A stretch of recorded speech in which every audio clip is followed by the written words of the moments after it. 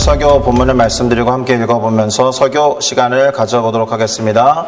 2025년 12월 첫째 주 주일 싱가포르 순복음교회의 주일 예배 설교 본문은 이사야 11장 9절부터 10절이 되겠습니다. 이 시간 다 같이 이사야 11장 9절부터 10절을 한 목소리로 함께 읽어보도록 하겠습니다. 내 거룩한 산 모든 곳에서 해됨도 없고 상함도 없을 것이니 이는 물이 바다를 덮음같이 여호와를 아는 지식이 세상에 충만할 것임이니라. 그날에 이새의 뿌리에서 한 싹이 나서 만민의 기치로 설 것이요 열방이 그에게로 돌아오리니 그가 거한 곳이 영화로우리라. 아멘. 자, 저는 방금 우리가 함께 읽어본 이사야 11장 9절에서 10절 말씀을 가지고 그림책의 한 장면, 이와 같은 제목으로 말씀을 나누고 함께 기도하면서 결단하고 우리의 삶에 적용하기를 바라고 소망합니다. 자, 여러분, 연말이 다가오기도 하니까 한 해를 돌아볼 시간이 있습니까? 없습니까? 한 해를 돌아볼 시간과 타이밍을 가져가셔야 되지 않겠습니까?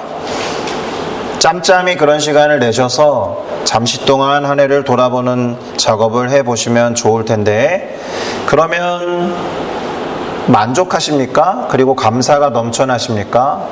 아니면 뭔가 아쉬운 것이 너무 많고 쉽지 않아서 후회도 막심하고 뭔가를 되돌려 놓고 싶은 그런 생각이 때때로 드십니까?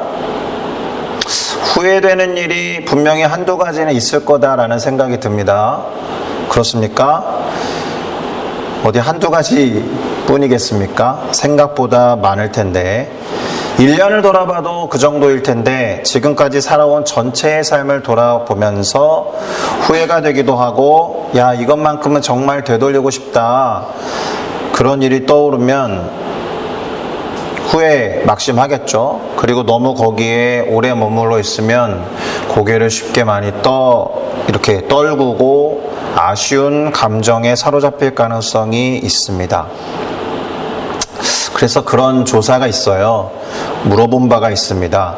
사람들이 되돌리고 싶어하는 일들에는 과연 어떤 것들이 있을까?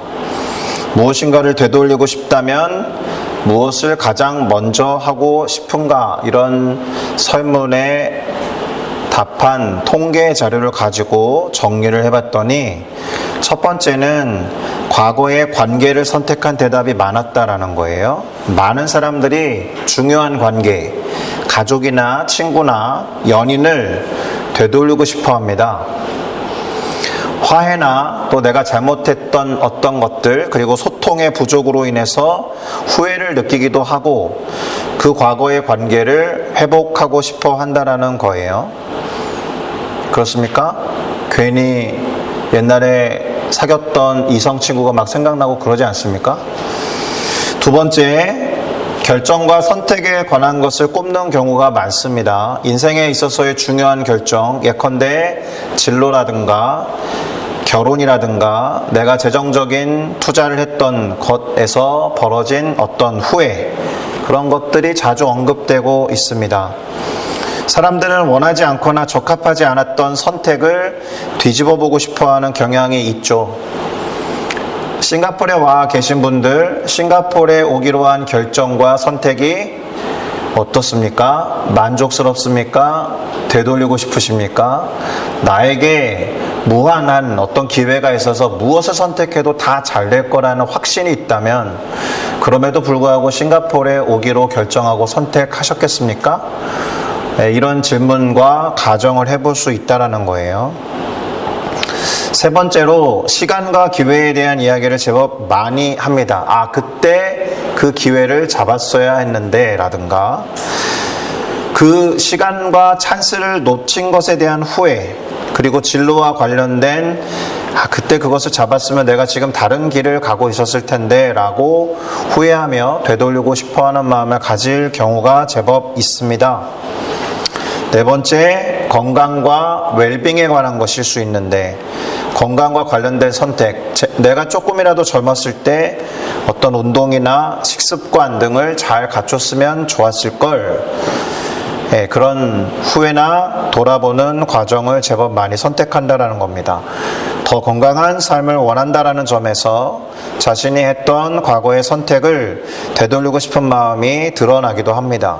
마지막으로 이해와 친밀감에 관한 것인데, 사람들은 자신의 감정을 조금 더 잘 표현하지 못했던 것에 대한 후회, 일종의 소통의 부족으로 인해서 어떤 관계나 조금 더 친밀하게 형성할 수 있었을 텐데, 1번이랑 통하는 것일 수 있겠지만 그런 후회들을 제법 많이 한다는 겁니다.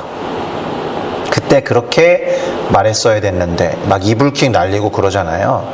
그때 조금 더 그 사람에 대한 이해를 했다면 더 많이 친밀해졌을 텐데, 이렇게 관계에 대한 이야기를 많이 한다는 겁니다.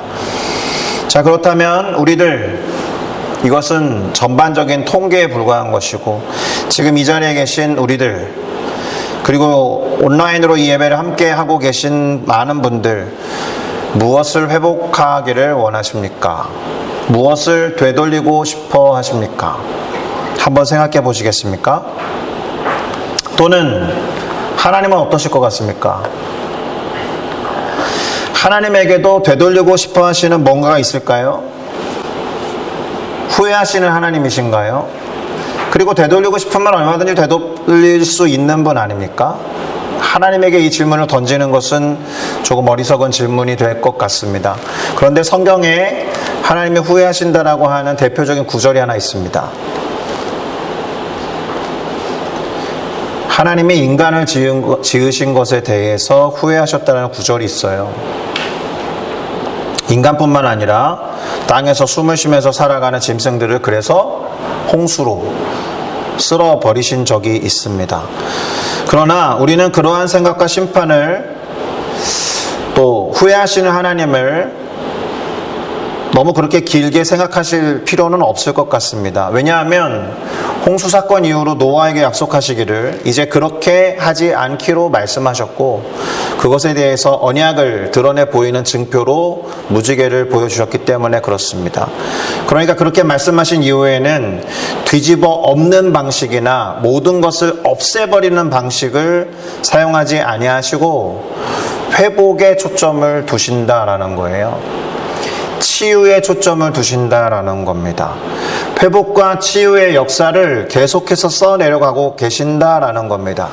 그러면 하나님께서 가장 우선적으로 회복하고 치유하고 싶은 것은 무엇일까요? 그것은 아마도 당신의 나라일 겁니다. 메시아 예수를 통한 당신의 나라, 곧 하나님의 나라를 회복하는 것에 가장 큰 관심을 두고 있을 겁니다. 이때 회복이라는 것은 복원을 의미하니까 언제로 돌아간다라고 하는 시점이 있을 겁니다. 왜냐하면 하나님이 의도와 계획을 갖고 처음에 만드셨던 그 세상, 그것이야말로 완벽하고 온전한 모습이었기 때문에 그래요. 그래서 하나님은 처음에 창조를 행하신 다음에 날이 반복될 때마다 어김없이 하셨던 고백이 있습니다. 무엇입니까? 보기에 좋았다, 이런 말씀을 하시고 만족해 하셨어요. 그러한 온전하고 완벽한 세상으로의 어떤 모델이라고 해야 될까? 그리고 회복하고 복원하고 싶은 기준이 되는 것, 샘플이 되는 것, 그것을 만들어 놓으시고 최초의 사람 아담과 이브를 거기에 살게 하셨습니다. 바로 무엇입니까? 온전한 세상을 상징해서 그 이름의 뜻도 기쁨이라고 하는, 에덴의 뜻이 기쁨이거든요. 에덴 동산이 그것입니다. 그리고 사람을 그곳에 두시면서 명령하셨습니다. 어떤 명령을 주셨는지 한번 살펴보도록 할까요? 창세기 1장 27절부터 30절인데요. 제가 읽어드리겠습니다. 하나님이 자기 형상 곧 하나님의 형상대로 사람을 창조하시되 남자와 여자를 창조하시고 하나님이 그들에게 복을 주시며 하나님이 그들에게 이르시되 생육하고 번성하여 땅에 충만하라, 땅을 정복하라, 바다의 물고기와 하늘의 새와 땅에 움직이는 모든 생물을 다스리라 하시니라. 하나님이 이르시되 내가 온 지면에 씨 맺는 모든 채소와 씨 가진 열매 맺는 모든 나무를 너희에게 주노니 너희의 먹을거리가 되리라. 또 땅의 모든 짐승과 하늘의 모든 새와 생명이 있어 땅에 기는 모든 것에게는 내가 모든 푸른 풀을 먹을 거리로 주노라 하시니 그대로 되니라. 아멘. 자, 생육하고 번성하여 땅에 충만하라는 명령을 주셨는데 우리가 주목해야 되는 것은 노란색으로 강조해 놓은 부분이 아니겠습니까? 하나님이 이르시되 내가 온 지면에 씨 맺는 모든 채소와 씨를 가진 열매 맺는 모든 나무를 너희 곧 인간들에게 주노니 너희의 먹을거리가 될 거다. 이렇게 말씀하셨고 땅의 모든 짐승과 하늘의 모든 새와 생명이 있어 땅에 기는 모든 것에게도 뭐라고요? 내가 모든 푸른 풀을 먹을 거리로 준다라고 말씀하셨다라는 거예요. 이 대목에 우리는 주목해야 합니다. 사람들도 그렇고 모든 짐승들이 서로 잡아먹고 먹히는 육식의 관계를 맺는 것이 아니라 뭐 했다고요? 풀을 먹는 초식 존재였다라는 거예요. 처음에는 다 채식주의자였다라는 거예요. 서로에게 공격을 해서 뜯어먹는 관계가 아니라 채식을 하는 초식 동물들이었다라는 겁니다. 사자도 그렇고 호랑이도 그렇고 우리가 흔히 말하는 맹수들도 육식이 아니라 채식, 초식을 했다라는 겁니다. 믿어지십니까? 사자가 풀만 뜯어 먹으면 그게 어디 사자입니까? 이런 생각이 드시겠지만 처음에는 그랬다라는 거예요. 그리고 우리는 오늘 설교 본문으로 읽어보았던 이사야 11장 9절에서 10절까지의 앞부분에 이와 유사한 내용이 기록되어 있음을 함께 살펴볼 필요가 있습니다. 이사야 11장 6절에서 8절인데요. 역시나 제가 읽어드릴게요. 그때에 이리가 어린 양과 함께 살며 표범이 어린 염소와 함께 누우며 송아지와 어린 사자와 살찐 짐승이 함께 있어 어린 아이에게 끌리며 암소와 곰이 함께 먹으며 그것들의 새끼가 함께 엎드리며 사자가 소처럼 풀을 먹을 것이며 젖먹는 아이가 독사의 구멍에서 장난하며 젖된 어린아이가 독사의 굴에 손을 넣을 것이라.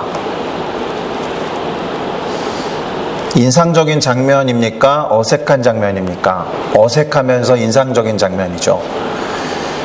곰과 암소가 함께 먹는다라는 것은 서로를 물어뜯는다는 것이 아니잖아요. 암소와 곰이 다른 것을 함께 먹는다라는 것인데 그 다음에 보니까 사자가 소처럼 풀을 먹을 것이다 라고 했으니까 하나님께서 처음에 창조해 놓으신 그 상태로의 회복을 말하는 겁니다. 그림책이나 동화의 한 장면을 보는 것과 같죠. 이 구절을 AI에 집어넣어서 챗GPT에 넣으면 대단히 평화로운 그림 몇 가지를 생산해 줍니다. 그래서 제목을 오늘 여기에서 갖고 온 겁니다. 마치 그림책의 한 장면을 보는 것 같아서 동심이 없으면 이 그림은 현실적이지 않아 이렇게 생각할 법한 그런 장면을 이사야라는 선지자에게 하나님이 보여주신 거예요. 자, 무엇을 확인할 수 있습니까? 다시 한번 암소와 곰이 함께 먹고 그것들의 새끼가 함께 엎드리고 사자가 소처럼 풀을 먹을 것이다. 창세기 1장에서 방금 읽어드렸던 창세기 1장 27절부터 30절까지 있었던 말씀에 확인이 될 것입니다. 그렇게 회복될 것이다 라고 선지자 이사야에게 보여주셨다. 책 제목 하나님 나라의 일상, 그런 그림책을 쭉 펼치다 보면 바로 이와 같은 페이지의 그림을 보게 될 거다라는 뜻입니다. 그리고 그러한 하나님 나라를 잘 드러내며 요약해 준 표현이 오늘 설교 본문으로 읽어보았던 이사야 11장 9절에 이렇게 기록되어 있는데 이것은 같이 읽겠습니다. 시작! 내 거룩한 산 모든 곳에서 해됨도 없고 상함도 없을 것이니 이는 물이 바다를 덮음같이 여호와를 아는 지식이 세상에 충만할 것임이니라. 아멘. 해가 되는 일도 없고 상하는 일도 없다라는 거예요. 천국의 모습이죠. 그런데 이러한 모습이 원래 에덴 동산을 비롯한 하나님이 만드셨던 첫 세계의 모습이다라는 것이고, 하나님은 그렇게 다시 돌려놓고 싶어 하신다, 다시 회복하고 싶어 하신다, 하나님이 돌이키고 싶어 하시는 그림, 돌이키고 싶어 하는 장면이 이것이다 라는 겁니다. 자, 그러기 위해서 반드시 이루어져야 하는 일이 먼저 있는데, 오늘 설교 본문의 두 번째 구절이었던 이사야 11장 10절을 읽어보겠습니다. 이것도 같이 읽겠습니다. 시작. 그날에 이새의 뿌리에서 한 싹이 나서 만민의 기치로 설 것이요 열방이 그에게로 돌아오리니 그가 거한 곳이 영화로우리라. 아멘. 그날 곧 하나님이 당신의 나라를 회복하고자 정하신 그날에 이새라는 사람의 뿌리 곧 그의 후손 중에서 한 싹이 날 건데, 만민의 기치, 깃발이라고 보시면 돼요. 깃발이 될 것이며, 열방 곧 온 세계가 그에게 돌아올 것이며, 그래서 그가 거하는 모든 곳은, 다시 말해서 이새의 뿌리에서 나오는 한 싹과 같은 그 이가 거하는 곳은 어디든 영화로울 것이다, 이렇게 말씀하셨다라는 겁니다. 우리는 우선 이새의 뿌리에서 한 싹이 나서 이 구절에 주목해야 되는데, 이 구절이 이사야 11장 10절에 기록되어 있다고 했잖아요. 그런데 이사야 11장 1절에도 나옵니다. 한번 볼까요? 이건 제가 읽겠습니다. 이새의 줄기에서 한 싹이 나며 그 뿌리에서 한 가지가 나서 결실할 것이요, 이렇게 되어 있는데, 이새는 사람 이름이에요. 누구의 아버지인지 아십니까? 다윗이라는 사람의 아버지입니다. 그러니까 이새의 줄기에서 한 싹이 난다라는 것은 다윗의 계보를 따라 어떤 인물이 태어난다라는 뜻입니다. 다윗의 계보를 따라서 어떤 인물로 이 땅에 유대인의 왕으로 오신 어떤 존재를 생각나게 하는 겁니다. 우리는 예수 그리스도에 대해서 이 구절을 가지고 생각할 필요가 있습니다. 이사야라는 선지자가 예수님이 이 땅에 태어나기 500~600년 전의 사람인데, 그 사람에게 하나님께서 이렇게 예언해 주시고 환상을 보여주신 것이죠. 그래서 다윗의 자손 예수여라고 부르는 거예요. 이새의 줄기라 함은 이새 밑에 다윗의 계보를 따라서 유대 민족의 계보에 예수 그리스도라고 하는 메시아가 나타날 것이다 라는 뜻입니다. 그런데 이새의 줄기에서 나와서 뿌리에서 한 가지가 나서 결실할 것, 이 내용에 해당되는 그 존재에 대해서 2절이 이렇게 설명하고 있습니다. 제가 읽을게요. 그의 위에 여호와의 영, 곧 지혜의 영, 총명의 영, 모략의 영, 재능의 영, 지식의 영, 여호와를 경외하는 영이 강림하신다라는 거예요. 이새의 뿌리와 줄기에서 나온 그 싹에 해당하는 인물 위에 여호와의 영이니까 성령이 강림하신다라는 뜻이에요. 그리고 우리는 이 말씀이 예수님의 생애에서 이루어진 것을 확인할 수 있습니다. 마태복음 3장 16절을 보니까 이렇게 기록합니다. 예수께서 세례를 받으시고 곧 물에서 올라오실 새 하늘이 열리고 하나님의 성령이 비둘기같이 내려 자기 위에 임하심을 보셨다라고 되어 있죠. 그러니까 예수님이 탄생하기 500~600년 전에 이사야 선지자에게 보여주셨던 계시와 환상 그대로 예수님의 삶에서 그대로 그것이 재현되고 있음을 본다라는 거예요. 그러니까 그 예수 그리스도 위에 하나님의 영인 성령이 임하는 것 자체가 저 존재가 이사야 선지자에게 보여주셨던 메시아구나라는 것을 드러낸다라는 겁니다. 마태복음에도 기록되어 있는데 마가복음과 누가복음에도 기록되어 있습니다. 다시 말하면 당시에 보았던 사람들이 있다라는 겁니다. 어떤 형태로 어떤 모습으로인지는 그 당시에 이해하지 못했을 수 있겠지만 복음서를 기록했던 사람들이 공통적으로 기록하고 있는 역사적 사실이다라는 거예요. 그러니까 그런 예수 그리스도 곧 메시아가 다스리는 나라는 하나님이 온전하게 창조해 주신 하나님 나라 그대로 회복되어서 해됨도 없고 상함도 없으며 여호와 하나님을 아는 지식으로 충만하게 될 거다라는 겁니다. 그러면 예수 그리스도로 성취된 메시아가 도대체 어떻게 일하시길래, 어떻게 사역하시길래 하나님의 나라는 이렇게 회복되는 것일까요? 이사야 11장 3절에서 5절을 한번 읽어드리겠습니다. 그가 여호와를 경외함으로 즐거움을 삼을 것이며, 여기서 그는 다 예수 그리스도라고 보시면 돼요. 예수 그리스도의 눈에 보이는 대로 심판하지 아니하며 예수 그리스도의 귀에 들리는 대로 판단하지 아니하고 공의로 가난한 자를 심판하며 정직으로 세상에 겸손한 자를 판단할 것이며 예수 그리스도의 입에 막대기로 세상을 치며 예수 그리스도의 입술의 기운으로 악인을 죽일 것이며 공의로 그의 허리띠를 삼으며 성실함으로 그의 몸에 띠를 삼으리라. 아멘. 하나님을 경외하기 때문에 심지어 그것을 즐거움으로 삼으셔서 예수 그리스도는 그런 모습으로 당신의 백성들을 다스린다라는 것이고, 보이는 그대로 판단하는 것이 아니고 귀에 들리는 그대로 판단하는 것이 아니고 공의와 정직함으로 판단하기 때문에, 그리고 그의 입에 막대기, 말씀을 말하겠죠. 말씀으로 세상을 다스리고 입술의 기운, 촌철살인과 같은 말씀으로 악인들을 심판하고 공의와 성실로 다스리기 때문에 그렇게 될 거다라는 것입니다. 그러니까 우리가 지금 믿고 있는 바, 하나님께서 이새의 뿌리와 줄기 곧 다윗의 자손으로 이 땅에 태어나게 하신 예수 그리스도를 통해서 회복할 하나님의 나라가 그러하다라는 거예요. 그분의 통치로 인해서 마치 동화나 그림책에서 보았던 장면이 곧 다시 연출될 것이고, 하나님이 만들어 놓으셨던 온전한 세상이 그렇게 회복될 거다라는 뜻입니다. 자, 하나님이 그렇게 이사야 선지자에게 보여주신 그림책의 한 장면과도 같은 것은 메시아가 다스리시는 하나님의 나라의 한 페이지 정도가 될 거예요. 그리고 그런 모습은 다시 말씀드리지만 하나님이 태초에 만들어 놓으셨던 완벽한 세상, 곧 에덴 동산의 한 단면일 수 있습니다. 그 모습을 그리워하시면서 회복시키고자 하셨던 하나님의 소원과 소망이라고 할 수 있을 거예요.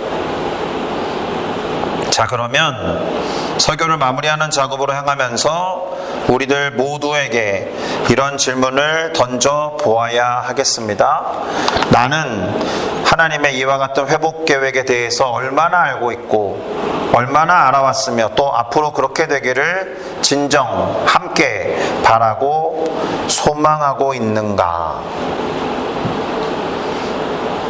어떻습니까? 이러한 하나님의 생각과 꿈과 소망에 대해서 안중에도 없죠. 제가 너무 여러분을 무시했습니까? 이것보다 눈앞에 있는 내 필요에 더 시선을 두죠. 나 오늘 피곤해서 좀 더 자야겠는데, 그러면 쉽게 예배는 제껴지는 거 아닙니까? 아니면 그거 나랑 너무 먼 이야기야, 다른 나라 딴 사람의 생각일 뿐이다 라고 무관심하지 않습니까?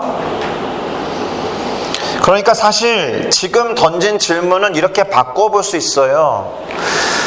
내가 믿는 하나님이, 아니 일단 그분을 믿고 있는지부터 점검하셔야죠. 내가 믿는 하나님이라는 말을 성립하기 전에 나는 그분을 믿느냐, 그러면 내가 믿는 그분은 어떤 분이냐, 그분은 나와 어떤 관계가 있느냐, 그래서 그분과의 관계는 깊으냐 얕으냐, 그 친밀함은 얼마나 크냐, 이 정도에 따라서 하나님의 꿈이라고요, 하나님의 소망이라고요, 하나님의 소원이라고요, 거기에 관심을 둘 것이냐 안 둘 것이냐가 정해지겠죠. 내가 하나님이랑 너무 친밀하고 하나님의 마음이 내 마음에 가까이 다가오는 것 같으면 그분이 정말로 소망하고 소원하는 일이 나로부터 먼 일이 되겠습니까? 그러니 보다 원초적인 질문, 근본적인 질문을 던져야 하겠죠. 여러분에게 하나님을 향한 관심이 있느냐, 관심이 있다면 얼마나 크냐, 또 관심이 없다면 그 이유는 무엇이냐. 첫째, 나는 하나님의 존재가 믿어지지 않습니다 라든가, 하나님이 계시다라는 것은 머리로 알겠는데 와닿지 않습니다 라든가, 하도 옛날부터 죽으면 천국 가야 된다라고 하니까 천국 갈 수 있는 유일한 방법이 교회 가서 예배하는 거다라고 하니까 교회에 다니다 보니 익숙해져서, 그런데 일상과는 동떨어져 있어서 일상 속에서 내가 크리스찬인지 아닌지 좀체 드러나지 않는 삶을 살고 있지는 않은가. 평상시 나는 하나님께 관심이 없고 나에게 아쉬운 것과 부족한 것 때문에 그분을 믿는 신용을 하고 있는 건 아닐까. 오늘 찬양 들어가기 전에 오늘 예배의 키워드를 관심이라고 말씀드렸습니다. 이 관심이라는 단어를 가지고 신앙 또는 믿음을 정의한 분이 있습니다. 잘 모르실 테지만 신학계에서는 대단히 유명한 분인데, 폴 틸리라는 학자가 신앙을 이렇게 정의했어요. 궁극적인 대상 곧 하나님에 대한 관심이 신앙이자 믿음이다 라고. 여러분, 궁극적이라는 표현을 그냥 쓰면 안 돼요. 궁극적이라는 것은 대체가 불가능하다는 뜻이에요. 최고의 우선순위에 두는 존재라는 뜻입니다. 둘 중에 하나를 선택해야 될 때 언제나 먼저 선택하는 게 궁극적인 대상이거든요. 하나님이 나에게 궁극적인 대상이 되신다라면 관심을 기울이지 않을 수 없죠. 이 존재가 생각하고 바라는 것에 내 관심이 어떻게 안 가겠습니까? 궁극적인 대상인데.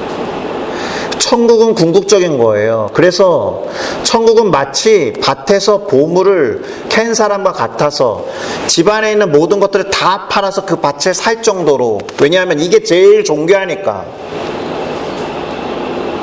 하나님의 나라와 하나님에 대한 관심이 궁극적이냐고요. 관심이 있는 만큼 표현하겠죠. 누군가에게 호감이 있으면 어떻게든 눈길이 가잖아요. 감출 수 없는 게 사랑이라고 하지 않습니까? 표현을 하는 만큼 더 알아가기 쉽겠죠. 그렇게 알아가면 그분에 대한 이해와 안, 이것이 증가하겠죠. 무엇보다 믿음과 신뢰가 증가할 겁니다. 그래서 여러분, 관심이 있다면 그 관심의 대상에게 질문을 던질 것 아니겠습니까? 새로 오신 분들에게 제가 관심이 있어서 질문하잖아요. 이름이 뭡니까? 어디에 사십니까? 앞으로 뭘 하고 싶으십니까?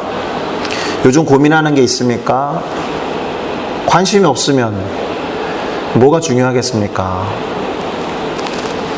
관심의 대상에게 질문을 던질 것이고, 그 질문에 대한 대답을 얻게 되면 거기서부터 관계의 스타트 라인이 거지는 거잖아요. 그건 내가 아는 것이고 거기에서 더 다른 이야기를 할 수 있잖아요.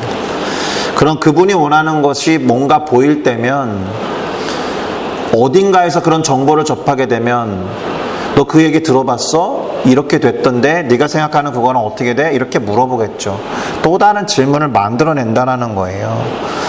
좋아하는 누군가가 무엇에 관심이 있으면 덩달아 관심이 생겨나는 게 정상 아닙니까?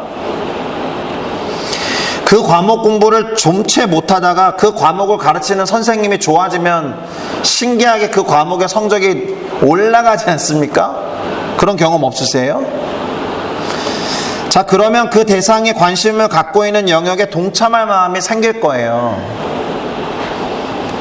하나님의 관심이 세상을 회복하는 것에 있으니까 세상을 회복하는 것에 동참하겠죠. 어떻게 하면 세상이 하나님의 원하시는 대로 회복될 것인지 고민하면서 기도하겠죠. 어제 청년들과 식사하는 자리에서 그런 이야기를 했던 기억이 있습니다.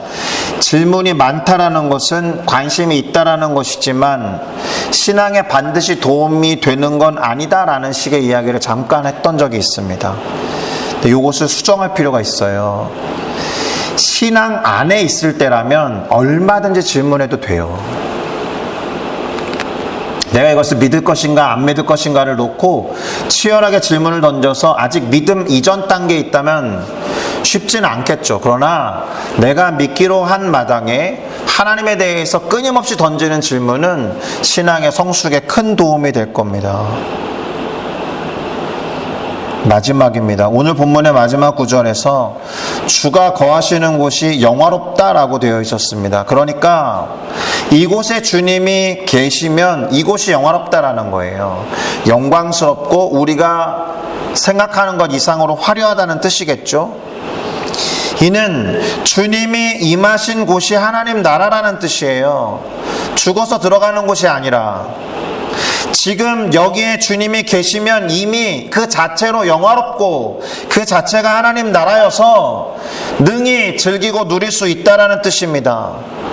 그 사람들이 생각하는 천국은, 하나님 나라는 죽어서 들어가는 무슨 영원 복락이라고 생각하기 쉽지만 사실 성경이 그리는 하나님의 나라는 이 땅에 임하는 것이고 하나님이 계신 곳이면 어디나 가장 온전하고 완벽한 세상이 될 것입니다. 할렐루야.